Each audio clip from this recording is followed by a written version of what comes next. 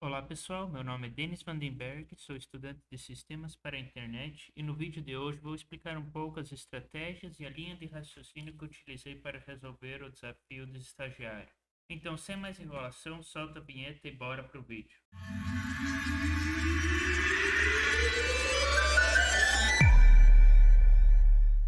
O desafio do estagiário foi retirado de um vídeo da DevMedia, onde eles fazem a avaliação do código HTML e CSS dos estagiários.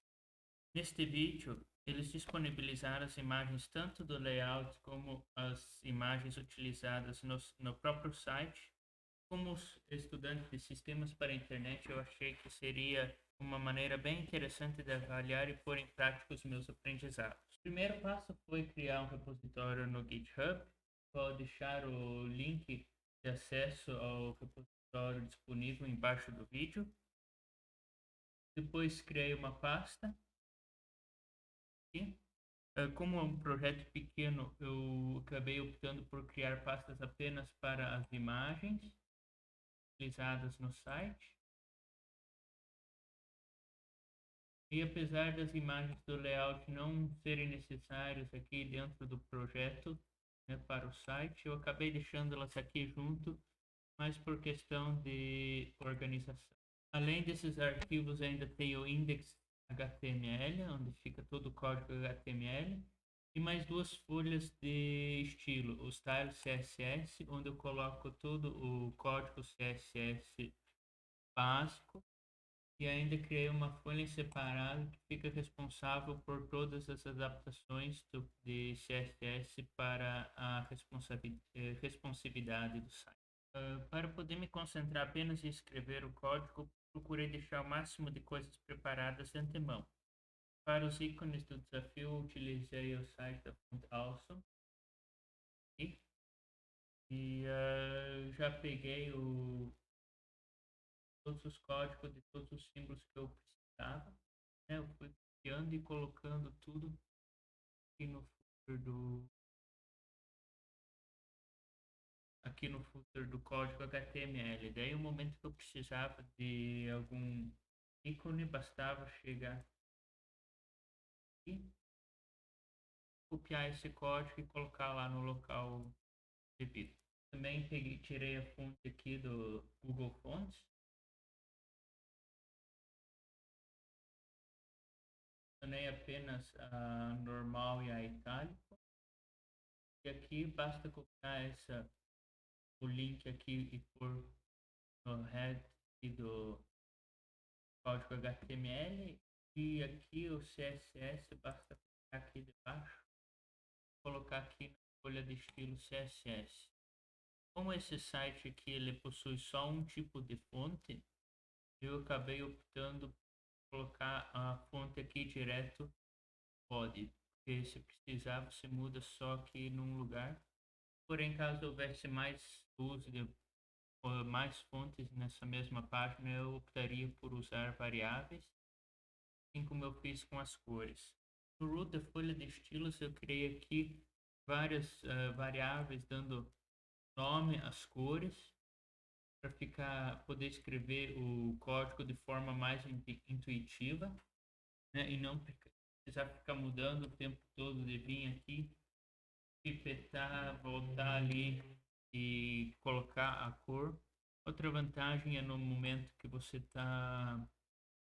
precisar mudar essa cor, você acha, ah não, ficou muito claro, então consegue aqui só mudar um pouquinho a cor do vermelho, ele já muda automaticamente em todas as outras localizações.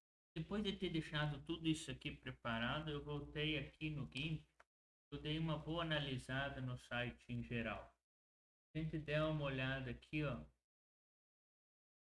três imagens, conseguimos observar algumas coisas. Por exemplo, aqui, aparentemente é um bloco que vai de lado a lado, porém quando a gente vai aqui na versão para desktop, nós podemos ver que tem no fundo aqui uma imagem que ocupa ela, né? Então aqui já fica claro que precisa trabalhar com dois blocos separados. Outra coisa que eu comecei a observar foram as que há de em comum aqui durante o site, né? Onde é que tem ó, os mesmos títulos aqui, ó, tem um título que é igual aqui, E, de novo, provavelmente esse tamanho aqui deve ser similar a esse aqui. Então fui medindo e vendo o que tem de tamanhos em comum para poder fazer reutilização dos códigos. E também já fui separando meio que os diferentes blocos. Por exemplo, aqui nós temos a parte de navegação. Aqui um bloco que eu acabei chamando de booking. Aqui de novo um bloco separado com as ofertas e com essas fotos. Aqui a Explore da natureza. E aqui mais dois formulários, um para newsletter e mais um formulário de contato. E aqui no final um rodapé bem simplesinho. Então já dá para ter um pouquinho uma ideia do que dá para ser feito. Se dermos uma olhada no código HTML aqui, né, no corpo do código principalmente, eu separei o código de tal forma de cada um desses blocos que eu separei, eu dei um comentário aqui com o nome desse bloco, né? E aqui no VS Code ele tem uma coisa muito prática que é você pode fechar um bloco de código. Então eu trabalho no header, escrevo, faço o header, terminei, eu posso fechar ele. Isso aí dá uma cara muito boa se você for analisando aqui.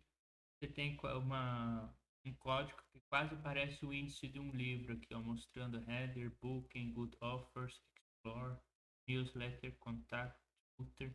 Isso aí fica muito fácil para você se encontrar posteriormente ou se precisar fazer alguma modificação. Algo que também é bastante prático aqui, que cada uma dessas sections aqui eu dei um ID com o mesmo nome dessa seção. Isso aí ajuda muito a manter o nosso código CSS aqui na página style.css aqui organizado.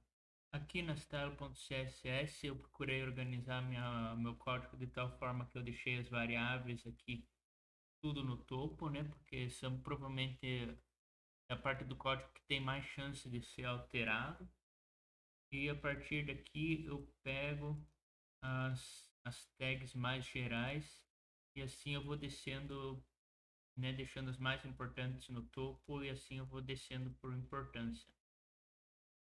Então aqui temos o body, aqui eu coloquei a fonte que vai estar pegando o código inteiro, o background, né, o fundo que vai ser tudo na mesma cor, o padrão das cores das letras vai ser preto, a fonte de 12. Aqui a gente colocou os títulos, né, tem uma chance grande de poder querer fazer algum tipo de alteração nesse tipo de título dos artigos, se quiser alterar fica bem fácil. Aqui embaixo nós temos duas classes que eu acabei utilizando aqui, que é o container, ele é responsável aqui por fazer a margem de todas as sections, ou maior parte das sections.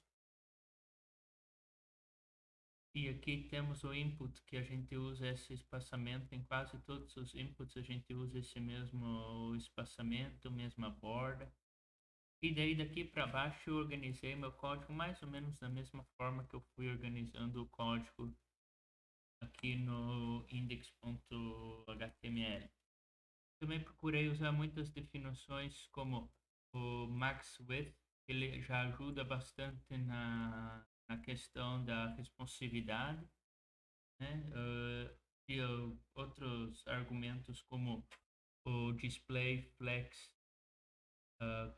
ele também ajuda bastante.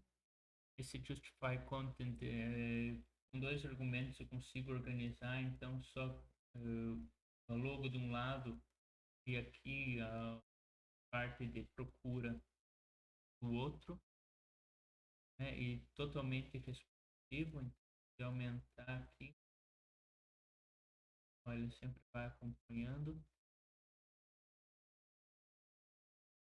Outro argumento que ajuda bastante na responsividade é o display grid, né? Ele é responsável por fazer esses bloquinhos aqui.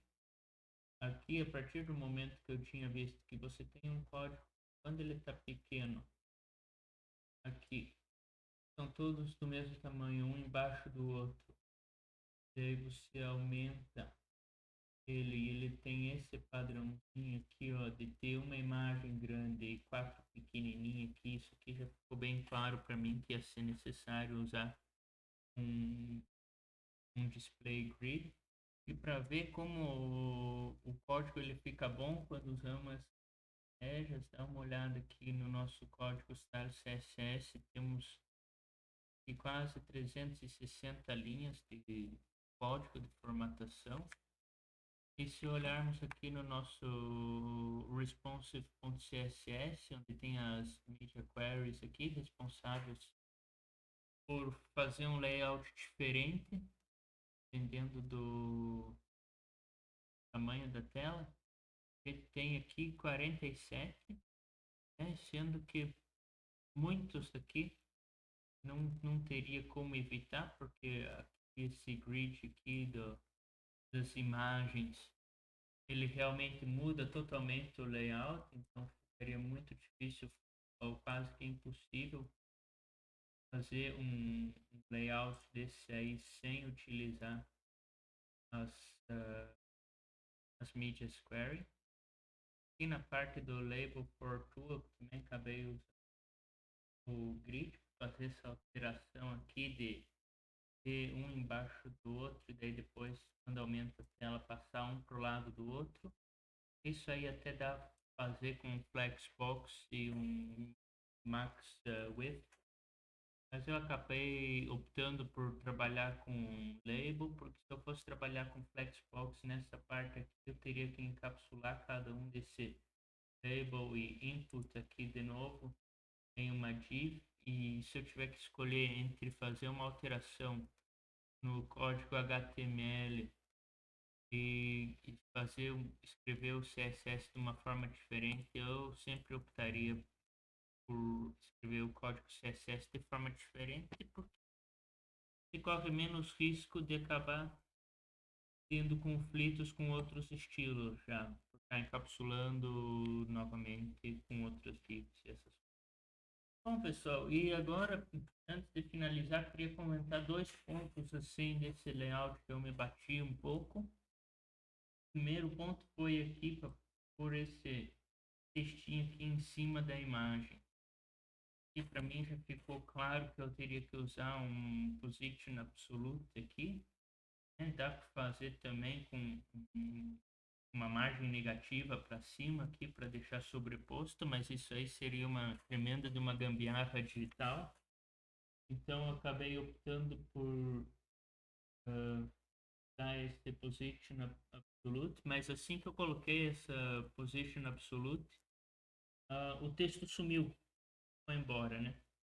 Mas daí eu consultei um pouco o Stack Overflow e acabei descobrindo que para fazer isso aí funcionar, eu preciso pegar a div py, né? A div que engloba tanto essa imagem quanto a span aqui com o Dinketeria, né? E precisava dar um display relative para ele.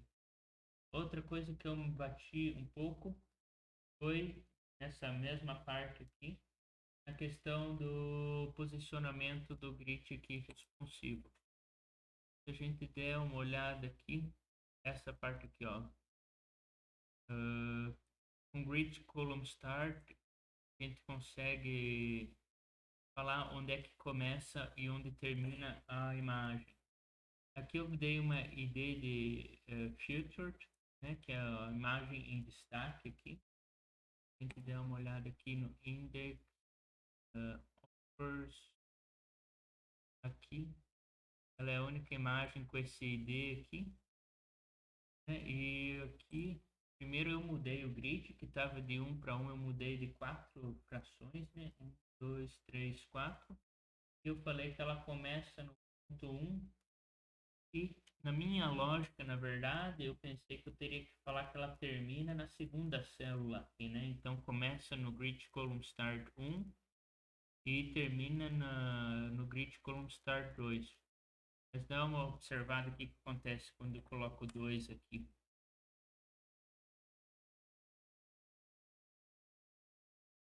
elas ficam todas do mesmo tamanho.